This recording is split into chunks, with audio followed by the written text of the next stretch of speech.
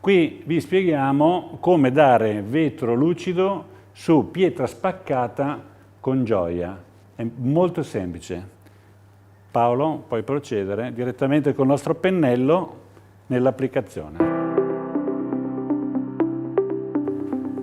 In questo caso vetro lo diamo abbondante e cerchiamo di non tirarlo perché se lo tiriamo potrebbe inglobare dell'aria e tendere a diventare bianco.